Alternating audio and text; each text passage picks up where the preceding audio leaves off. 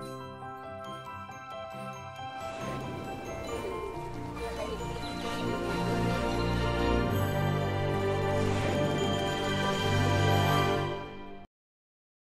mga bata! Handa na ba kayong matuto at makinig ng kwento ngayong araw na ito? Kaya tara, halina't ating alamin ang kwento ng isang puno na walang bunga, walang bulaklak, at walang malalapad na dahon. Ang punong kawayan. Sa isang bakuran, may ilang punong kahoy na may kanya-kanyang katangian. Mabunga ang santol, mayabong ang mangga, mabulaklak ang kabalyero, tuwid at mabunga naman ang niyog. Ngunit sa isang tabi ng bakuran ay naroon ang payat na kawayan. Minsan nagpaligsahan ng mga punong kahoy. "Tignan ninyo ako," wika ni santol.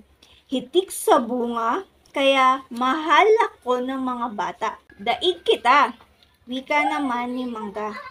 "Mayabong ang aking mga dahon at hitik pa sa bunga, kaya marami ang ibon sa aking mga sanga." "Higit akong maganda," wika naman ni kabalyero. "Bulaklak ko'y marami at pulang-pula, kahit malayo ako'y kitang-kita." "Ako ang tignan ninyo, tuwid ang puno, malapad ang mga dahon at mabunga," wika ni niyog.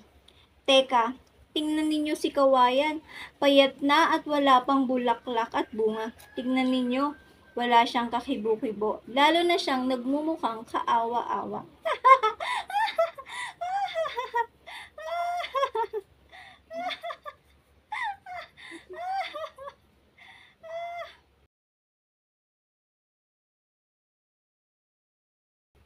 Nagtawanan ang mga punong kahoy, pinagtawanan nila ang punong kawayan. Nagalit si hangin sa narinig na usapan ng mga punong kahoy. Pinalakas niya ng pinalakas ang pag-ihip ng hangin.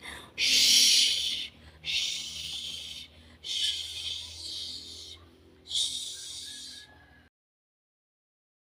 At sa isang oras niyang pagkagalit ay nalagas ang mga bulaklak, nahulog ang mga bunga at nangabuwal ang mga puno ng mayayabang na punong kahoy.